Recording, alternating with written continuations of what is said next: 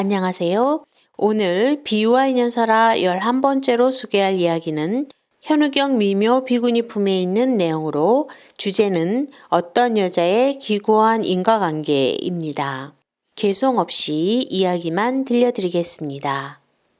지혜의 눈을 떠 아라한이 된 미묘 비구니는 자기 자신의 기구한 인과관계에 대해서 다음과 같이 말했다.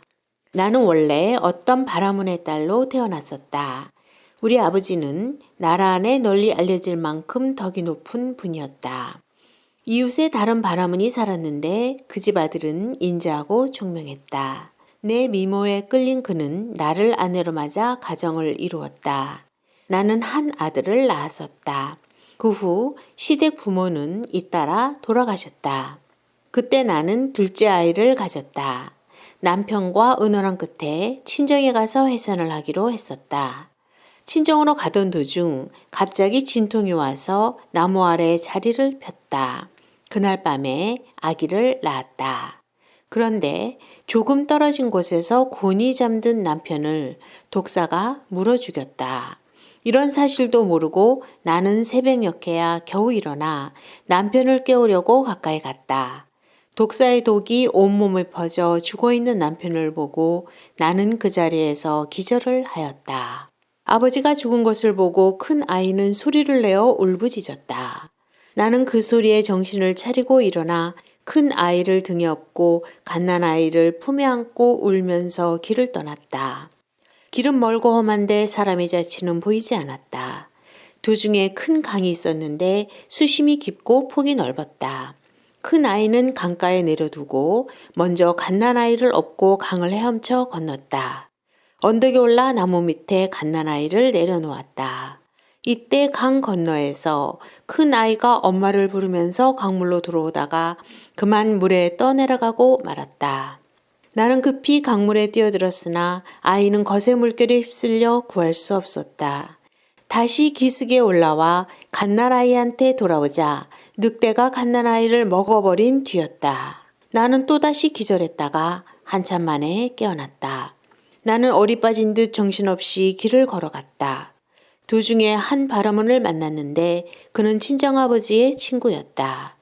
나는 슬픔에 복받쳐 통곡을 하면서 그동안에 일어난 일들을 이야기했다. 그리고 친정 소식을 물으니 며칠 전에 집에 큰 불이 나서 부모와 동생들이 모두 타 죽고 말았다는 것이다. 이 비통한 소식을 전해 듣고 나는 또 까무러치고 말았다. 눈을 떠보니 길에서 만난 아버지의 친구 집이었다. 그분은 호롤 단신이 된 나를 가엾이 여겨 친자식처럼 보살펴 주었다. 이렇게 지나던 어느 날 그 이웃에 살던 바라문은 내 얼굴이 고운 것을 보고 아내가 되어달라고 청했다. 의지할 데 없던 나는 어쩔 수 없이 그에게로 가서 가정을 이루었다. 그런데 알고 보니 그 바라문은 술망난이었다. 술만 먹고 오면 망나니가 되어 갖은 학대를 했다. 나는 더 참고 견딜 수가 없어 박복한 신세를 한탄하며 그 집에서 도망쳐 나왔다. 그 길로 바라나시로 가서 성 밖의 한 나무 아래서 머물고 있었다. 그때 그 고장의 한 부호의 아들이 사랑하던 아내를 잃고 못 잊어 하면서 날마다 무덤을 찾아와 애통해하였다. 그는 몇 차례 나와 마주치더니 내게 새 아내가 되어달라고 간청했다. 나는 그의 뜻에 따랐다. 그는 지극하게 나를 사랑해 주었지만 얼마 안 되어 병들어 죽고 말았다. 그때 그 고장 법에는 미망인은 무덤에 함께 묻히도록 되어 있었다. 나는 무덤에 묻혀 죽을 때를 기다리고 있었는데 밤이 되자 도둑이 와서 무덤을 파고 나를 구출해 주었다. 나는 도둑의 아내가 되고 말았다. 그러나 며칠이 안 되어 도둑은 붙잡혀 사형을 당했다. 나는 내 자신의 기구한 신세를 한탄했다. 전생에 무슨 죄를 얼마나 지었기에 이처럼 고통을 받으면서 살아야 하는가. 이제는 어디에 의지해 남은 목숨을 부지할 것인가. 이때 문득 언젠가 석가족의 아들이 고행 끝에 부처님이 되어 과거와 미래의 일을 훤히 안다 라고 들은 이야기가 떠올랐다. 나는 곧 기원정사로 갔다. 나무에 꽃이 활짝 핀 듯 별 속의 달과 같은 부처님의 모습을 멀리서 보았다. 부처님께서는 내 곁으로 걸어오셨다. 나는 그동안에 겪은 일들을 낱낱이 말씀드리고 나서 저를 가엾이 여겨 수행자가 되게 허락해달라고 애원하였다. 부처님께서는 시자 아난다에게 말씀하셨다. 이 여인을 데려가 고타미에게 맡기어 계법을 일러주게 하라. 나는 고타미의 밑에서 비구니가 되었다. 4가지 성스러운 진리, 사성제와 인생은 괴로움이라는 것, 모든 것은 공하고 무상하다는 것을 배웠다.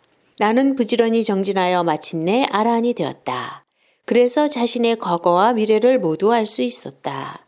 내가 현세에서 받은 고통은 말로 다 할 수 없지만 그것은 오로지 전생에 내가 지은 업의 갚음으로 털끝만큼의 어긋남이 없는 것이었다. 곁에서 기구한 사연을 듣고 있던 비구니들이 물었다. 전생에 무슨 죄업을 지었기에 그토록 견디기 어려운 재앙을 당하셨는지 설명해 주십시오. 미묘 비구니는 다시 말문을 열었다. 자세히 들으시오. 지난 세상에서 한 부자가 있었습니다. 그는 재산은 많았지만 아들이 없어 작은 부인을 두게 되었습니다. 지체는 낮은 집 딸이지만 용모가 아름다워 부자는 그녀를 몹시 사랑했었습니다. 게다가 사내 아이를 낳았습니다. 부자와 작은 부인의 기쁨은 이루 말할 수 없었지요. 이때 큰 부인은 시샘이 나서 이런 생각을 했습니다. 나는 비록 귀한 문벌의 출신이지만 이 집안에 대를 이을 자식이 없다. 이제 저 아이가 자라나면 이 집안의 재산을 모두 상속받게 될 것이다. 그때 내 처지는 어떻게 될 것인가? 여기에 생각이 미치자 큰 부인은 질투심이 치솟아 아이가 자라기 전에 일찍 죽여버려야겠다고 결심하게 되었습니다. 그리하여 그 아이의 정수리에 바늘을 깊이 꽂았습니다. 아이는 자꾸 말라가다가 열흘쯤 지나 마침내 죽고 말았습니다. 작은 부인은 너무 애통해서 미칠 듯 하였습니다. 그리고 아이가 갑자기 죽은 것은 필시 큰 부인의 소행일 거라고 단정하고 이렇게 추궁하였습니다. 당신이 우리 아기를 죽였지요? 큰 부인은 펄쩍 뛰면서 이런 맹세를 하였습니다. 만일 내가 그대 아이를 죽였다면 다음 생에 내 남편은 독사에 물려 죽고 거기서 낳은 자식은 물에 빠져 죽거나 늑대에 잡아먹힐 것이요. 나는 산채로 묻히고 내 부모 형제는 불에 타 죽을 것이요. 이래도 나를 의심하겠소? 이래도 나를 의심하겠소? 그때 그 부인은 죄와 복의 갚음이 없다고 생각하여 그와 같은 맹세를 하였던 것입니다. 그러나 지금 다 그대로 받으면서 아무도 대신할 사람이 없습니다. 알고 싶습니까? 그때의 그 부인이 현재의 바로 이 몸입니다. 지금 나는 다행히도 부처님의 가르침을 만나 아라한이 되었지만 항상 뜨거운 바늘이 정수리로 들어와 발바닥으로 나가는 듯한 고통을 밤낮으로 겪고 있습니다. 재앙과 복은 이와 같이 결코 사라지는 것이 아닙니다. 네, 현우경 미묘 비구니 품에 있는 이야기를 들려드렸는데요. 인과관계가 정말 충격적입니다. 참으로 좋은 원인을 지으면서 살아가야겠습니다. 지금까지 불바버TV의 원력향이었습니다. 건강하고 소원 성취하시는 2020년 맞이하시기 바랍니다. 감사합니다.